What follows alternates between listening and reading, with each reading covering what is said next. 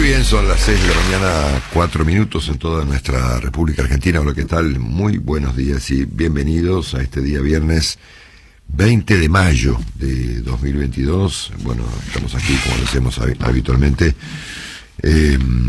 comenzando Longobardi por CNN. Estamos en CNN Radio Argentina y mi nombre obviamente es Marcelo Longobardi. Estamos aquí hasta las 10 de la mañana, hora en la que va a llegar la señora María Lourdes Santillán.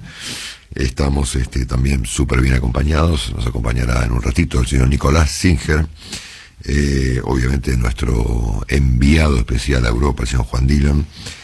Bueno, veremos qué pasa con Guillermo Willy Cohen esta mañana. Estará con nosotros en un rato Martín Melo. Creo que les tengo una sorpresa para las 10 menos cuarto de la mañana. Y nos acompaña obviamente Romina Aldana, gracias a Dios. Buen día, Romina. Buen día, Marcelo, ¿cómo estás? Bueno, me quedé pensando, intrigada ahora aquí en la tenemos sorpresa. Una sorpresa. Bueno. Sí. Una sorpresa conocida en esta radio, súper conocida, pero creo que estamos en condiciones de presentarles una sorpresa. Bueno, ¿para qué hora eso? Y como 10 menos cuarto, poner algo así, ¿no? Bueno, ya que estamos, le mando un abrazo a la distancia enorme a nuestro compañero Juan Dillon. Juan, buen día. Hola Marcelo, buen día, ¿cómo están ustedes? ¿Cómo estamos? Bien, muy bien. Bueno, yo día nublado. Les advierto que tengo poca voz porque ayer terminé muy tarde mi trabajo y porque esta mañana y anoche hacía mucho frío y yo le aviso a CNN Radio Argentina, a CNN de los Estados Unidos, a CNN del mundo.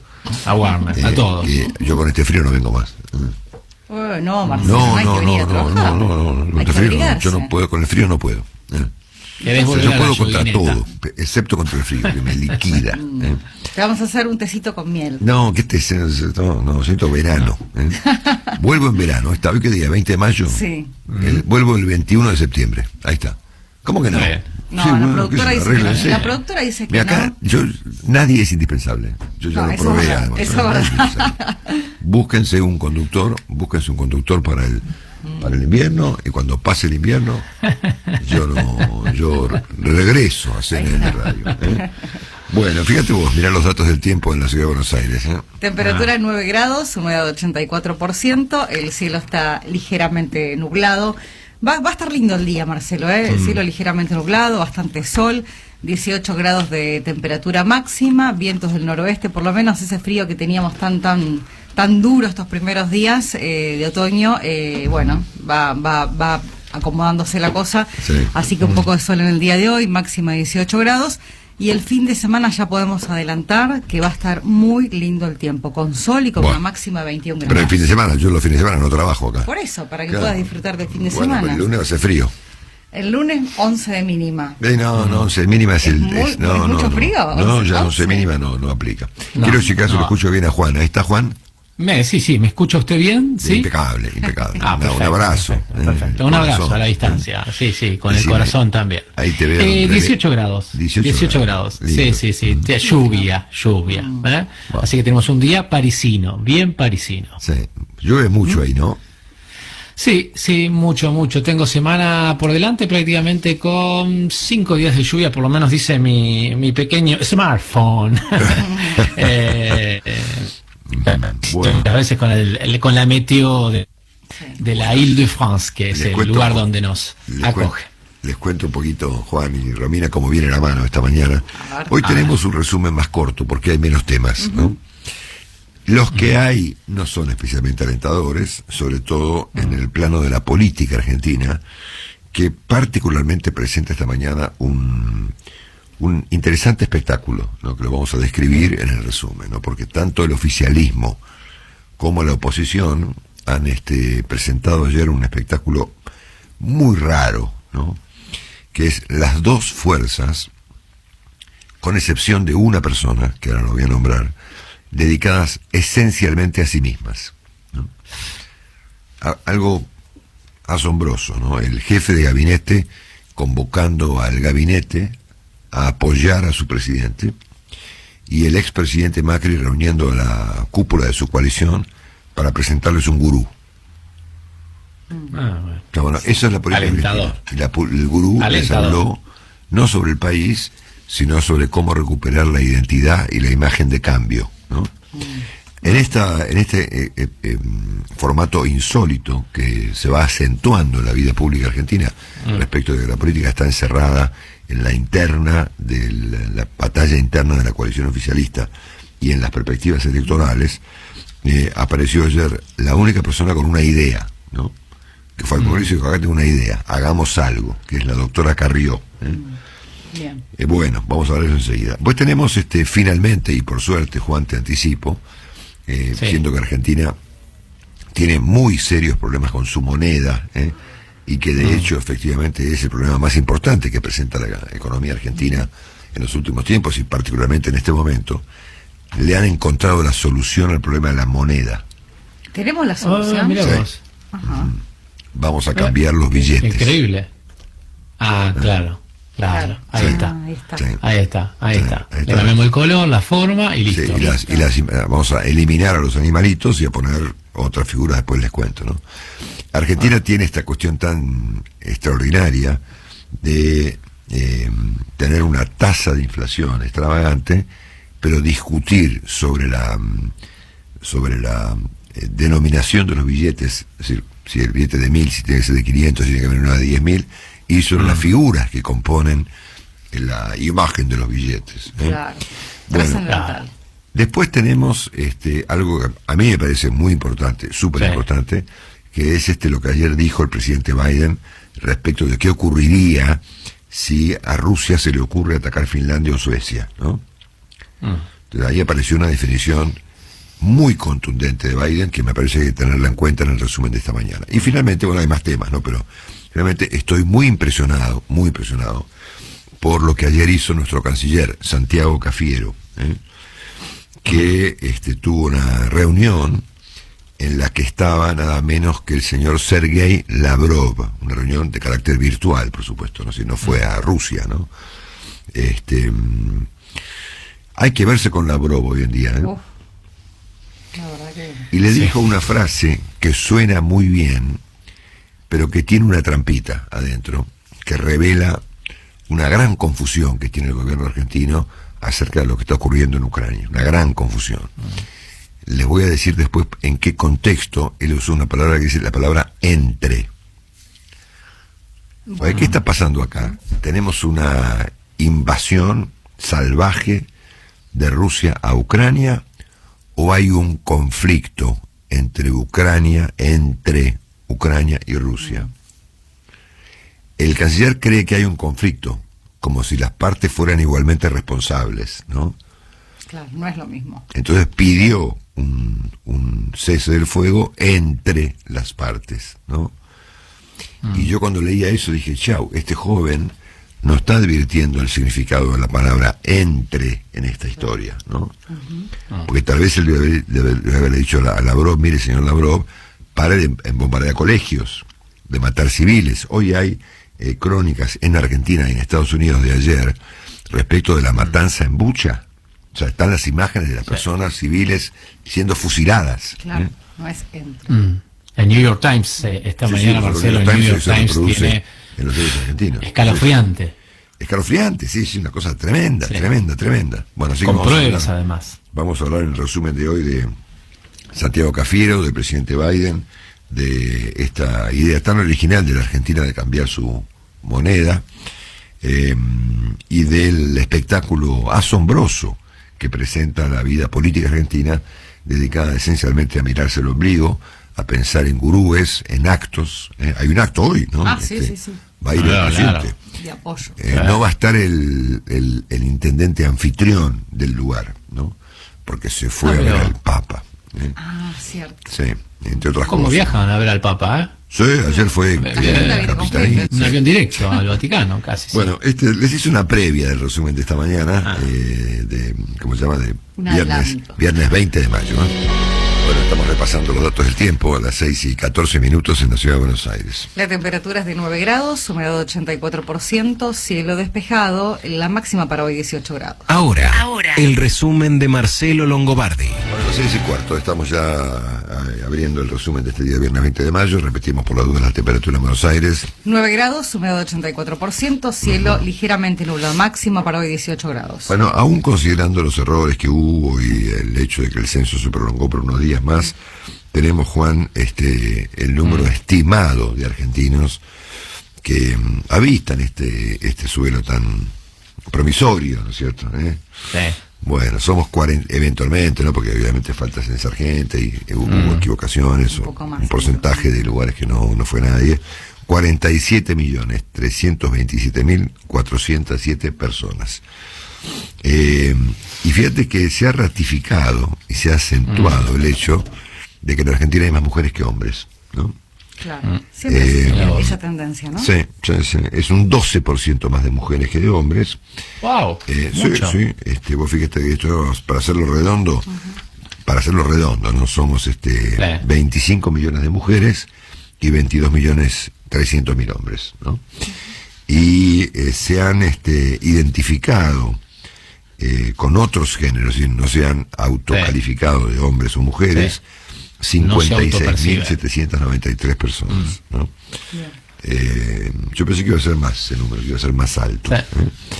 Así que bueno, el número es obviamente súper recontra provisorio porque esta es una estimación a partir de la gente que presentó el censo de manera online, ¿no? Así que bueno, en 12 años la Argentina más o menos sumó, siendo que el censo último había sido hace 12 años, 7.200.000 argentinos, ¿no? Dentro de 90 días recién va a haber un informe aún un poquito más afinado, y los resultados generales del censo se conocerán, supongo yo, en los próximos 2 años o año y pico. Bueno, datos del censo. En segundo lugar, acá tengo al canciller Santiago Cafiero, que participó ayer de un experimento delirante, que es la idea de recrear este grupo de países llamado BRICS, ¿no? Que fue, yo no me acuerdo mucho de la historia de los BRICS, Juan, pero fue una iniciativa en su momento de Rusia, China, Sudáfrica, no creo que la India y claro, también Argentina, para crear un ámbito de libre comercio y qué sé yo. Argentina no puede resolver el tema del libre comercio con Uruguay, ¿no? Claro. O sea, lo primero que se me ocurre es, estamos en un conflicto muy serio con el Uruguay, con Brasil y con Paraguay, respecto de la zona natural de Argentina, que es el Mercosur. Pero bueno, allá está Santiago Cafiero, participando de una cumbre que fue organizada por los chinos.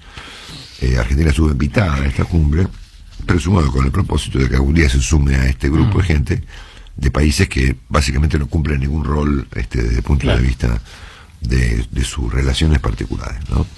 Entonces, pero a mí me parece que lo grave del caso, además de lo poco relevante que me parece a mí, lo anacrónico que me parece a mí el tema de los BRICS, es que en esa reunión estaba, por supuesto, siendo que una reunión de cancilleres, el temible canciller Sergei Lavrov, ¿no?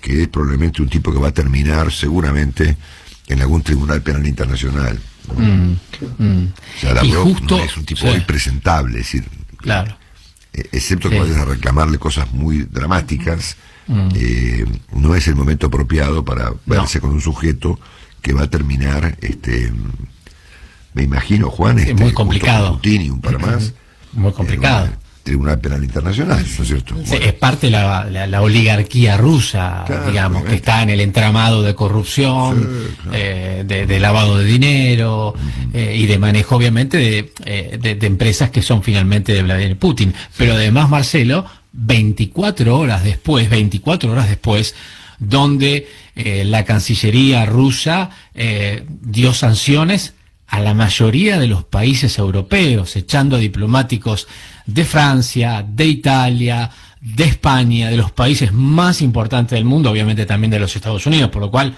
la oportunidad era la peor. Sí. Bueno, entonces, ¿qué dijo ahí Cafiero, no? Leo textualmente. Los impactos políticos y económicos de la actual crisis global plantean desafíos a todo nivel. Siempre hay que tener una frase que diga eso, ¿eh? Sí, los impactos de la cuestión nos plantea ¿qué? Un desafío, ¿no? Un desafío, claro. Bueno, entonces ahí agregó esta frase: un cese al fuego entre la Federación de Rusia y Ucrania es imperioso. Por eso, contribuir a encontrar una respuesta y un camino de salida a este conflicto es una obligación que nos concierne a todos. Entonces yo acá diría, a ver, el uso de la palabra entre, a mí me llamó la atención, por ahí estoy diciendo una pavada que no le importó a nadie, pero esto no es un problema entre. Acá no estamos viendo una controversia, una batalla, una guerra, un conflicto entre. Esto es uno contra otro.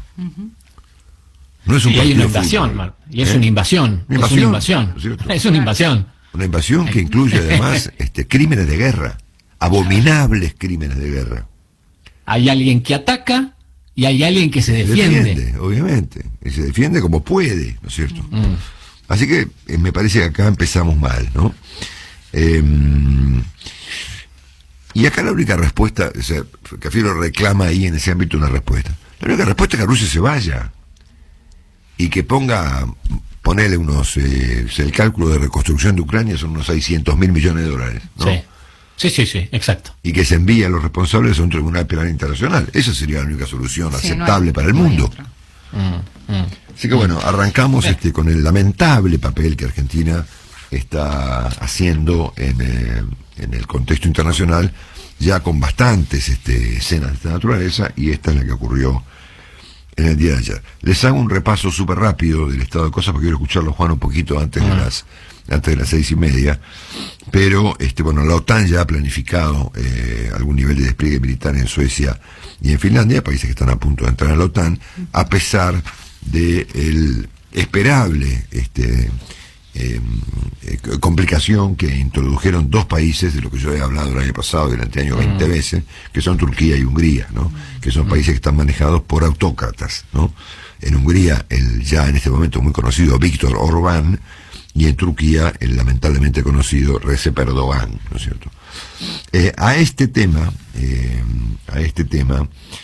el presidente Biden ayer presentó una respuesta que me llamó la atención, porque me resultó lo suficientemente contundente. ¿Qué ocurriría si los rusos en este contexto, al ingresar Finlandia, por ejemplo, a la OTAN, se les ocurre hacer lo que hicieron con Ucrania, que aún no entró a la OTAN? Porque, Juan, uno podría preguntarse acá, y acá es un problema tuyo, ¿okay? Porque el que está ahí sos vos, no yo. O sea, el que está en la OTAN, justamente, en el ámbito, ¿no? Es Juan Dillon, ¿no es cierto? Bueno, si le están metiendo pata con el ingreso de Suecia y Finlandia a la OTAN, ¿por qué no meten pata con el ingreso de Ucrania? A ver, Marcelo, pero tengo que averiguar. Me parece que no ha pedido todavía el ingreso a la OTAN Ucrania, ha pedido el ingreso a la Unión Europea. A la Unión Europea, bueno, por ahora. Bueno. No, a ver, tengo que ver, Moldavia, Georgia y Ucrania, tengo que revisar, pero me parece que la OTAN no, a la Unión Europea. Sí lo hizo Finlandia y Suecia a la OTAN. Correcto. Bueno. Pero es un tema, ¿no? Sí, claro que sí. Le van a dar ingreso velocísimo a dos países que están hoy con su seguridad eventualmente afectada por el comportamiento de Rusia. Bueno, y Ucrania y Moldavia. Bueno, lo cierto está en que frente a esta perspectiva, el presidente Biden ayer dijo lo siguiente. Finland and Sweden make NATO stronger, not just because of their capacity, but they're strong democracies. And a strong united Les cuento NATO. lo que está diciendo. Finlandia y Suecia fortalecen a la OTAN, no solo por su capacidad, sino también por sus democracias fuertes, y una OTAN fuerte y unida es la base de la seguridad de Estados Unidos. Al unirse a la OTAN, atención con esta frase, los aliados asumen un compromiso sagrado entre sí. Un ataque contra uno es un ataque contra todos. Me resultó una definición muy interesante del presidente Biden. Dicho el artículo 5 del Tratado de Unión, de la Organización del Tratado del Atlántico Norte, firmado en Portugal, dice que inmediatamente uno de los países de la OTAN sea atacado, todos tienen que responder, digamos, con la misma fuerza o similar fuerza que la que serían ellos mismos atacados. Así que tiene que ser una respuesta contundente. Bueno, les cuento que ayer el presidente Zelensky dijo que la región del Donbass está completamente destruida. Ayer también Rusia confirmó que se niega a permitir el envío de cereales desde Ucrania, es decir, desde los puertos que están afectados en Ucrania, y un sujeto llamado Dmitry Medvedev, que fue presidente de Rusia en el medio de 2 mandatos de Vladimir Putin, dijo que los rusos no son idiotas, ¿no? Y que por supuesto no van a facilitar, así como así, el envío de cereales a un continente y a un mundo que puede complicarse mucho por la falta de alimentos. Ayer hubo algunos ataques cibernéticos, por llamarlos de alguna manera, que sugerían que Volodymyr Zelensky se había suicidado. Cosa que por supuesto no había ocurrido. Las cuentas de esta mañana dicen que, o de anoche mejor dicho, que Rusia perdió 28.500 soldados. No tengo ninguna idea si esto es cierto o no. Viste que en la guerra lo primero que se pierde es la verdad. 3.063 vehículos blindados, claro. 505 piezas de artillería, 1.254 tanques y 103 misiles de crucero. Son números que aparecen obviamente en las crónicas diarias en la Argentina y en el mundo respecto del estado de la guerra, pero son por supuesto inverificables. Acá tenemos el tema que comentábamos recién con Juan, de las evidencias de ejecuciones de civiles en la ciudad de Bucha, en Ucrania, en manos de soldados rusos. Acá está la foto, es decir, la gente haciendo una especie de trencito, es una cosa de terror, de terror, sí, ¿no? Sí. Esto fue originalmente un artículo publicado por el New York Times y publicado por un equipo del New York Times, en un artículo excepcionalmente largo para lo que es el New York Times, sí. Que dice que hay nuevas pruebas de cómo los soldados rusos ejecutan hombres en Bucha, ¿no? Sí. Bueno, y están las imágenes, ¿no? Que son sí, hay filmaciones de cámaras de seguridad donde se ve a soldados rusos llevando en una especie de trencito a detenidos, digamos, ucranianos, y después hay imágenes de drones. Realmente el trabajo es excepcional y es realmente un testimonio, un documento periodístico. Después se ven las imágenes tanto de los blindados, tanto de las balas, de los disparos, de los cuerpos, absolutamente contundente. Sí. O sea, claro, de la intervención y la matanza, el asesinato por parte de las fuerzas rusas. Sí. Bueno, después tenemos, sí, es una cosa de terror. Bueno, por ejemplo, ayer Santiago Cafiero podría haberle preguntado a Sergei Lavrov: cuénteme, canciller, ¿qué está pasando en Bucha? ¿No? Directamente. Claro, por ejemplo, preguntarle, sí. ¿No? No lo hizo. No, pero obviamente que no. ¿Entendés? Bueno, una paramédica que estaba, se la conoce con el nombre de Taira, ¿no? No importa, el nombre es re complicado, es un nombre ruso, o ucraniano, por cierto, perdón, claro. Que estaba en la famosa acería de Mariupol. Filmó horas y horas y horas en una tarjeta de memoria lo que estaba pasando ahí adentro. Fue detenida, obviamente, pero logró sacar esa tarjeta de memoria dentro de un tampón y se lo entregó a la prensa.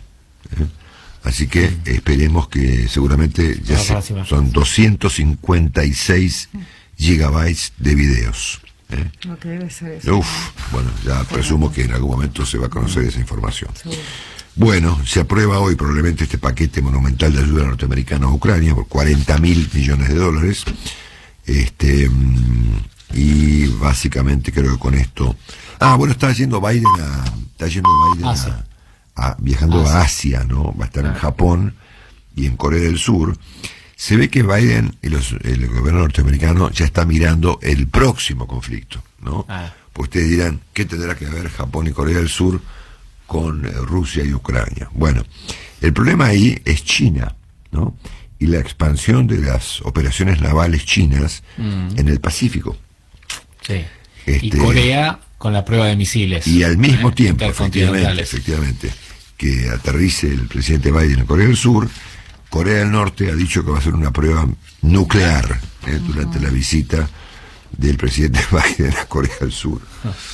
Habrá que ver si es cierto, es decir, los tipos tienen efectivamente los misiles, pero creo que nadie puede verificar hoy qué es lo que tienen adentro, ¿no? Si efectivamente tienen elementos de carácter nuclear o no. Saben que hay una situación descontrolada, o eso dicen, ¿no?, de COVID en Corea del Norte. Claro. Sí. Y el gobierno se ha negado a aplicar vacunas a sus ciudadanos, ¿no?, que son todos rehenes de uno de los regímenes más disparatados que hay en el mundo, ¿no? Entonces el consejo que el gobierno de Kim Jong-un está ofreciendo a los ciudadanos es que usen doble mascarilla y tomen té de sauce y menta, que a juicio del gobierno coreano del norte es una cura para el COVID. Bueno, Maduro dijo cosas delirantes, sí, claro, se han dicho parecidas. Sí. Igual ya envió esta mañana, en las últimas horas se enviaron aviones a China. China le está prestando medicamentos y asistencia. Bueno, el dictador ha visto que la máscara y todo lo demás o los confinamientos no van a ser suficientes y ya está China ayudando. No sé si es el mejor, digamos, la mejor asistencia de las vacunas chinas, pero Corea del Norte ha optado por la ayuda de Xi Jinping. Bueno, a ver, Corea del Norte es una pequeña sucursal de China, ¿no? Claro, tal cual.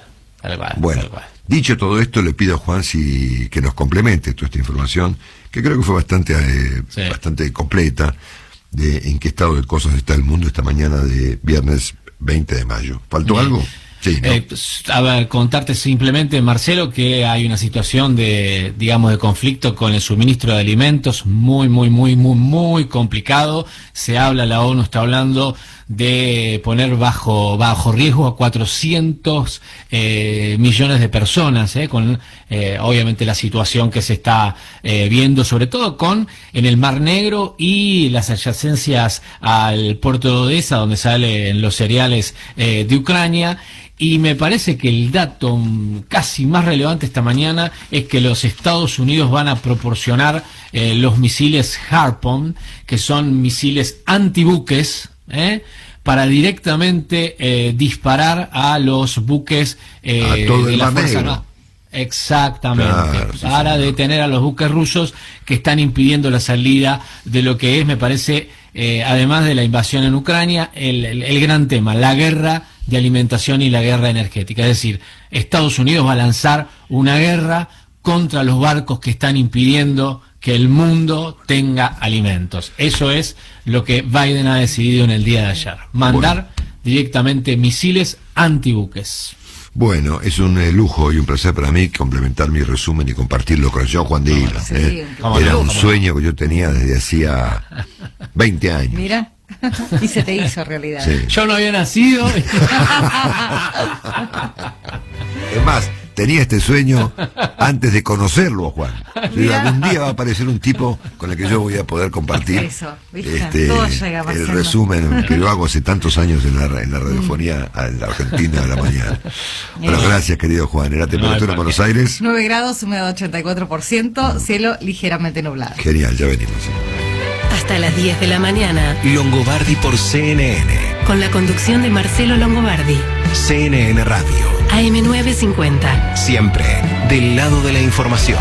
Bueno, muy bien, ahí vamos, son las 6:42. 9 grados de la temperatura en la ciudad de Buenos Aires, 84 el porcentaje de la humedad, el cielo está ligeramente nublado, va a seguir parcialmente nublado con una máxima de 18 grados. Bueno, habíamos hecho un resumen del resumen hace un rato, y recién presentamos con Juan un resumen completo del estado de cosas, obviamente en la invasión de Rusia a Ucrania. Yo le decía temprano que la política argentina presenta hoy un espectáculo bastante interesante, lo vamos a comentar enseguida. Está este tema de cambiar la moneda, y este rol del canciller Cafiero, que, si se me permite un comentario periodístico respecto al resto de los medios, yo realmente no hago eso. Yo no puedo entender cómo esta mañana una reunión en la que participó el canciller argentino con el impresentable Sergei Lavrov no está para todos los diarios. No lo puedo entender. Sí. Pero bueno, yo estoy, no sé, viendo cosas que el resto de mis colegas por ahí no ven, pero bueno, a mí me parece un tema fundamental, ¿no? Bueno, vamos a contarles cómo están las cosas en Argentina. El riesgo país está prácticamente en 2.000 puntos. El dólar 206 pesos, y el señor Willy Cohen, en el caso de aparecer esta mañana, favor. El viernes, va a no tener sé, que ofrecernos veremos. No duden de mi una amigo Willy explicación, Cohen. para que todos podamos entender el problema. Se ha comenzado a frenar la recuperación económica. Si había una recuperación, y de hecho había sobre esto una discusión respecto a si estábamos en una recuperación o un rebote, bueno, lo típico de Argentina, sea lo que fuere, recuperación o rebote, eso comenzó a desacelerarse.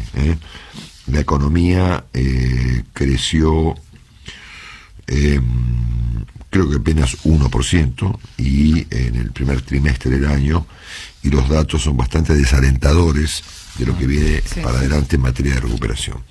Bueno, me llamó la atención que el gobierno dijo al menos que va a evaluar un planteo que formuló Pablo Moyano, que es el de que todos los trabajadores que cobren asignaciones familiares tengan además una asignación universal o algo así. El jefe de gabinete, leo textual, adelantó ayer que el gobierno evaluará el pedido que hizo el dirigente camionero Pablo Moyano para que más trabajadores cobren asignaciones familiares.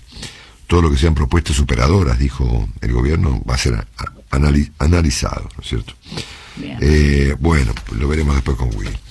Y acá está el tema que me interesaba mucho, porque el gobierno anunció ayer que a partir de la semana próxima comienzan a imprimirse billetes que van a reemplazar a estos billetes horribles. La verdad que son horribles, los animalitos, no sabes cómo poner. Si uno es ordenado y quiere poner unos billetes, no se puede. ¿viste? La cara, la das vuelta, no claro, se puede. todo al mismo lado, no. bueno, es muy complicado. Así que va a haber unos billetes nuevos, que tienen como propósito buscar la paridad de género, ¿no? Lo cual me parece extraordinariamente interesante, pero eventualmente habrá que ver si hay nuevas denominaciones. Es decir, el billete de 1.000 se ha vuelto ya prácticamente un billete que no sirve para nada, ¿no es cierto? Todo bueno, el billete de $5, bueno. Sí. Entonces, claro, Argentina hace como que hace un cambio. Es obvio, acá lo importante no es ni la figura que aparece en un billete, ni mucho menos los colores, ¿no? Es el valor de los billetes, ¿no? Sí. Y esta historia de las denominaciones es muy divertida y muy genial, porque el kirchnerismo en general ha relacionado la denominación de los billetes con el nivel de los precios, ¿no? Entonces, claro, para hacer de cuenta que tenemos más billetes, han elaborado billetes de baja denominación, ¿no? Y eso ha producido una estrafalaria situación, que es que las compañías, presumo que ponen los maxi kioscos o muchas estaciones de servicio que cobran, que muchas personas les pagan en efectivo, Sí. tienen que ir al banco y depositar billetes de 100. Entonces los bancos les cobran. Claro. Perdés plata. Claro, les cobran. ¿Y que el comerciante qué culpa tiene? O sea, el billete que circula, ¿no es cierto? Bueno, Sí. así que bueno, veremos este tema también más tarde. Bueno, acá nos metemos en el asombroso mundo de la política argentina, que presenta este espectáculo respecto de que ambas coaliciones, la oficialista y la opositora, están básicamente ocupadas de las disputas internas en el gobierno y de la campaña electoral, con miras a una elección que no tiene por el momento perspectiva de ocurrir, porque las elecciones son dentro de un montón de tiempo. Ayer, en la reunión de gabinete que muy bien cubrió nuestro cronista Nicolás Gallardo, el jefe de gabinete de ministros le pidió a los ministros que apoyen al presidente, lo cual nunca había sido visto en la historia de los gabinetes en 200 años en 150 países, ¿no? Así que es una gran novedad, ¿no es cierto?, el hecho de que el jefe de gabinete le tenga que pedir a los ministros que apoyen a su presidente yendo a un acto, ¿no?, que va a ocurrir en principio en el día de hoy en el partido de Esteban Echeverría, organizado por la UOCRA, el sindicato de la construcción, y el intendente del lugar no va a estar, porque se va a ver al Papa. Tampoco va a estar Máximo Kirchner, porque aparentemente no lo invitaron, y no va a asistir el ministro del Interior. Y tampoco parece que va a estar Axel Kicillof, el gobernador de la provincia de Buenos Aires, donde ocurre el acto en donde se supone que el gabinete va a presentar su apoyo a su jefe, ¿no es cierto? El presidente de la Cámara de Diputados, Sergio Massa, va a estar, pero por Zoom, ¿viste? Ah, bueno. El Zoom es genial, porque uno puede estar en un lado y en otro simultáneamente, porque vos puedes, por ejemplo, estar en un Zoom y en otro Zoom y en otro Zoom, o trabajar, o claro, leer, sí, ¿no es sí, cierto? sí, ¿qué O te chatearte con tus hijos. Bueno, así que yo presumo que acá han cometido un error, porque este acto, en vez de resultar un apoyo al presidente, va a poner en evidencia Sí. los problemas que atraviesa el presidente, Sí. ¿no? Yo creo que están a tiempo de cancelarlo antes de que antes de que el acto termine siendo una exhibición, ¿no? del deterioro que vive, de la descomposición que vive el gobierno del presidente Alberto Fernández. Ayer el gobernador Capitanich, que tiene aparentemente el sponsoreo de la señora Kirchner para ser precandidato presidencial, estuvo con el Papa Francisco en un evento en donde esta fundación Escuelas Ocurrentes en materia educativa puso en marcha no sé qué cosa. Bueno, así que el gobernador Chaco está en Italia para participó de este evento. Bueno, del otro lado de la coalición oficialista, digamos la que no irá al acto, y bajo la promoción del ministro del Interior, Guado de Pedro, se está intentando la creación de una mesa chica para conducir al gobierno, ¿no? Que es el deseo de la señora Kirchner, probablemente, de que las tomas de decisiones ocurran en el contexto de la coalición y no en el contexto del gabinete.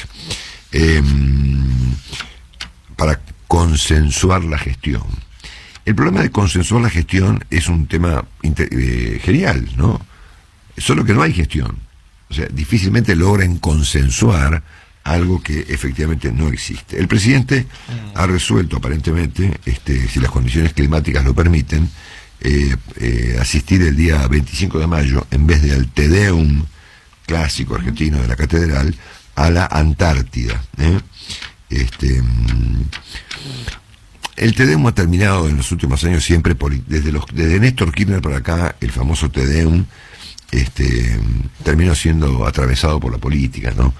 Y por las relaciones del gobierno o de los gobiernos argentinos con la Iglesia Católica, ¿no? Como el presidente Fernández promovió finalmente la ley del aborto en la Argentina, la ley del aborto legal, parece que no puede ir a la catedral, ¿no es cierto? Bueno, del otro lado, en la oposición presentó también un espectáculo bastante lamentable, porque hubo una reunión, ¿no es cierto?, de todos los... Una cumbre. Una cumbre Marcelo, de todos los líderes de la oposición. Estaba allí, el expresidente Macri, estaba el jefe de gobierno, Horacio Rodríguez Larreta, la señora Patricia Bullrich, Jorge Macri, Cristian Ritondo, Federico Pinedo, que fue un gran presidente argentino, ¿no? Federico fue un presidente, un día. realmente impecable, no metió la pata en nada. María Eugenia Vidal, y se reunieron, en vez de con un pensador económico sobre la inflación, un tipo que les haga un plan de gobierno, o alguien que promueva un programa de consensos para arreglar los problemas argentinos, se encontraron con un gurú nuevo, ¿no? Han sustituido al gurú anterior, que era Jaime Durán Barba, y han designado como nuevo gurú a un señor Guillermo Raffo, que es argentino, y ha participado de diversas campañas electorales en la Argentina y en el mundo, todas fracasadas, ¿no? Por ejemplo, fue el gurú de Duhalde, por ejemplo. ¿Por qué? Después les cuento más detalles, ahora se me hace tarde. Y se discutió en esa reunión, en vez del rumbo de la Argentina, los problemas infantiles que presenta la oposición, ¿no? Por ejemplo, cómo se recupera la identidad, de qué significa hoy la idea del cambio. Si toda una cuestión un problema de cuestiones electorales que hoy no tienen ninguna relevancia, más ¿no? de marketing que de otra Bueno, cosa. así que por un lado tenemos a un gobierno cuyo jefe de gabinete le pide al gabinete que apoye al presidente, y del otro a una oposición que se pasa gran parte del día discutiendo con un gurú respecto a cuestiones de imagen, ¿no es cierto? Así que, bueno, nada, es un espectáculo que se traduce finalmente en que hoy me parece la encuesta habitual de la Universidad de Itela, que ratifica los datos que ofreció la encuesta de Poliarquía hace unos días. Es decir, todo un desastre. Es decir, los niveles de confianza en la Argentina y en el gobierno son bajísimos. Bueno, en este contexto, la única persona que tuvo una idea ayer, después la vemos, si la idea es buena o mala, no importa, eso fue la doctora Carrió, que fue al Congreso y le presentó al Congreso un plan para reactivar la economía, ¿no? Bien. la doctora Carrió no estaba en esta reunión de discutir estupideces, y se le ocurrió por lo menos ir al Congreso y llevar un proyecto de ley con reformas impositivas e ideas para reactivar la alicaída economía de la Argentina. Hoy hay un trabajo muy interesante del periodista Diego Cabot, ustedes lo recuerdan a Diego, que fue el autor de la investigación de los famosos cuadernos de la corrupción, donde examina con mucho criterio el arreglo judicial al que llegó el presidente con un fiscal para pagar un dinero y zafar de la investigación por el Olivos Gate. Lo que Diego postula en su artículo es que esto presenta un antecedente muy malo, porque cualquier acción penal de determinado nivel podría ser extinguida con un cheque de 1,5 millones de pesos, ¿no? Yo creo que además hay un problema acá, que lo voy a decir en borrador, después lo confirmaremos. Sí.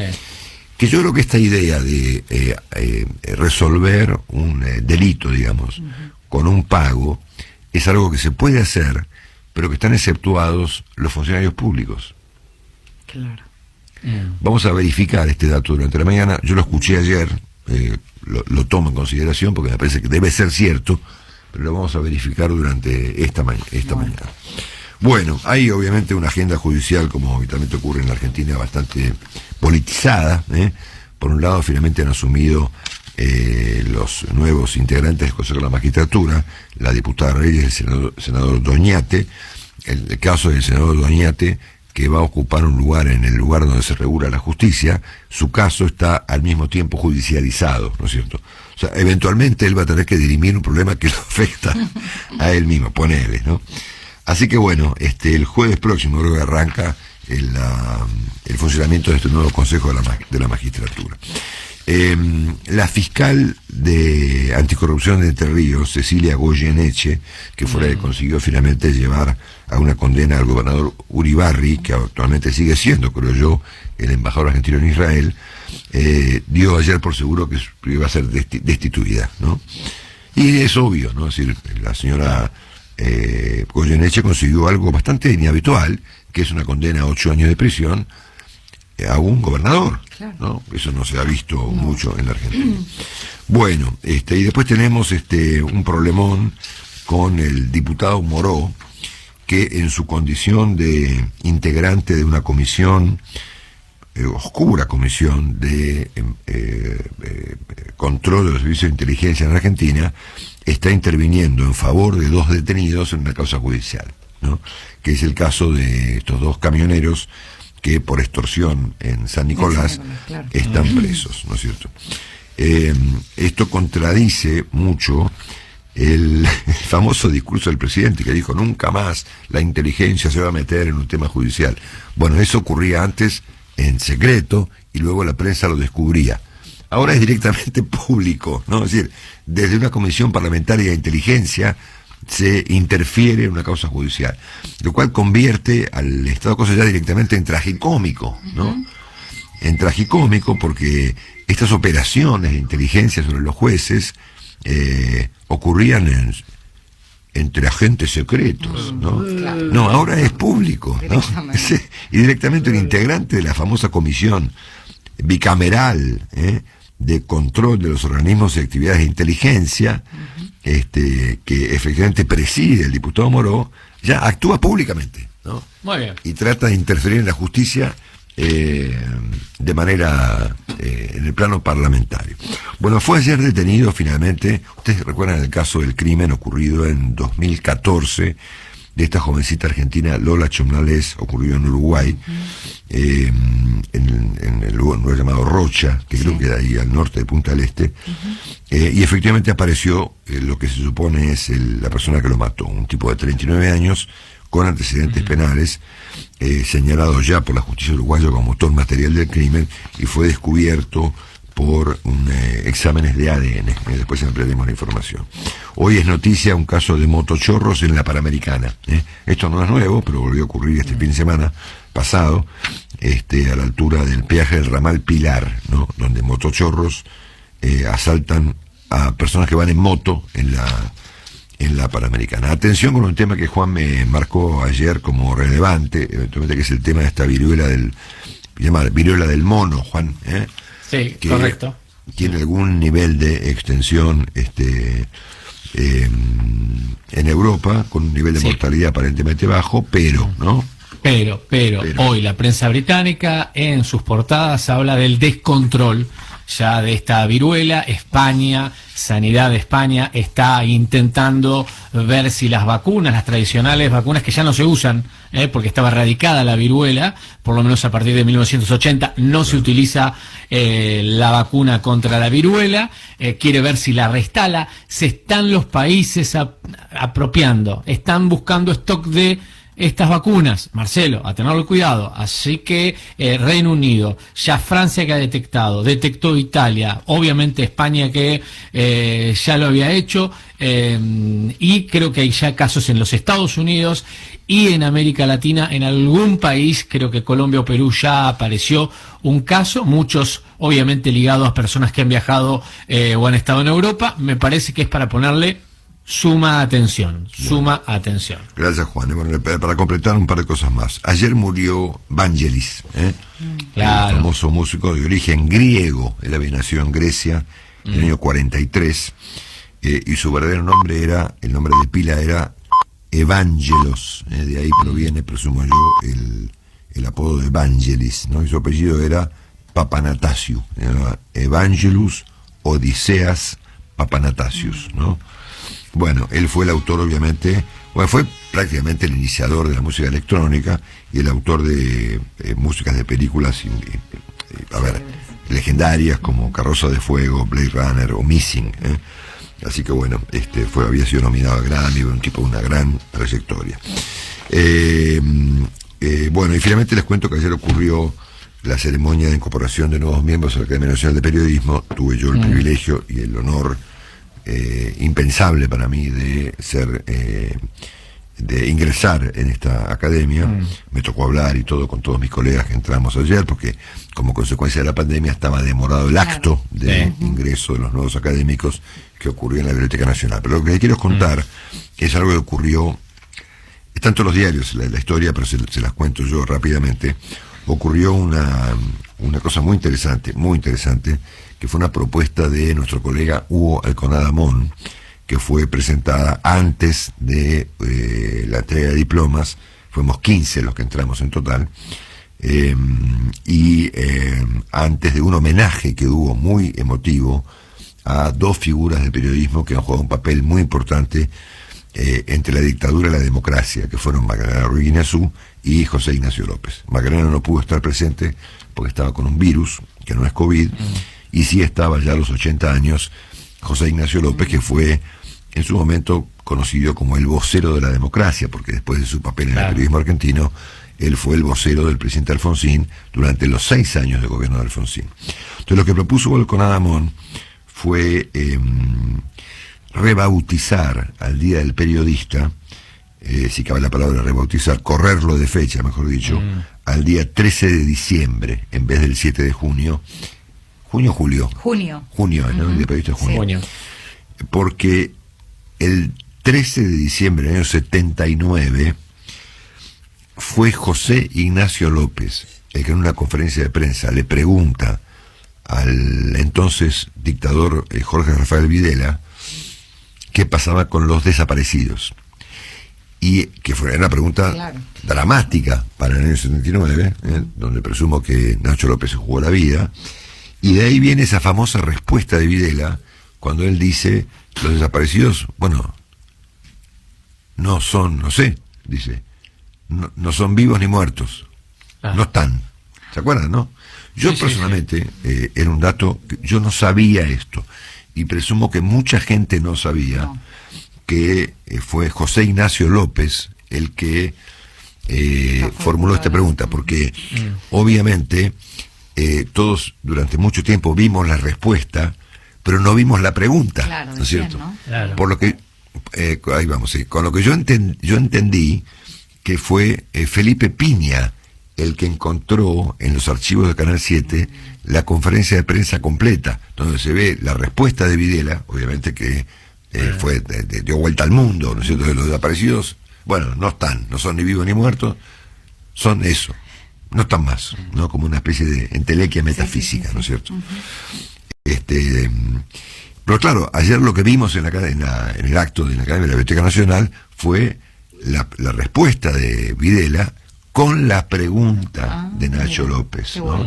Que fue muy impactante, por lo menos para aquellas personas que no habíamos visto la escena. Y Nacho López es un tipo tan humilde que él nunca contó que esa pregunta histórica fue formulada por él. Es un caso súper interesante. Acá tenemos está la respuesta famosa de Videla. A ver, la escuchamos. Señor presidente, Ahí está la pregunta. quiero volver sobre algo que usted ya tocó. El último domingo de octubre, el Papa Juan Pablo II se refirió a la Argentina en la Plaza San Pedro, de distintas maneras, pero entre otras cosas habló de un problema que ya ha sido tocado aquí, como es el problema de los desaparecidos y de los detenidos sin causa, sin proceso. Le quiero preguntar si usted, que muchas veces se ha dirigido al Papa, le ha contestado reservadamente a esas expresiones de Juan Pablo II, y si hay algunas medidas en estudio en el gobierno sobre ese problema más allá de la del tiempo a la que usted hizo mención recién.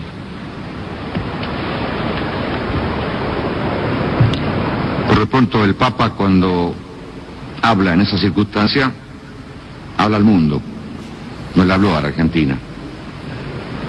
Y habla en su condición de pastor. Y habla ejerciendo, más que un derecho, una obligación que tiene, por ser cabeza de una iglesia que hace del amor el eje en el cual gira su creencia, que es justamente el amor al prójimo, fundado en la dignidad del hombre. No tiene otra forma más que decir que hay que preservar la dignidad del hombre. De no haberlo dicho, en esa u otra circunstancia, yo diría que hasta falta su deber de Estado. Y esa advertencia del Papa, en su condición de pastor, de instar a la dignidad del hombre, no está ajena a nuestro sentir. Porque justamente para defender la libertad y la dignidad del hombre, la Argentina tuvo que enfrentar este tremendo problema de una guerra en la que pagó precio de sangre. Una guerra que no quisimos, que no declaramos, que nos fue impuesta.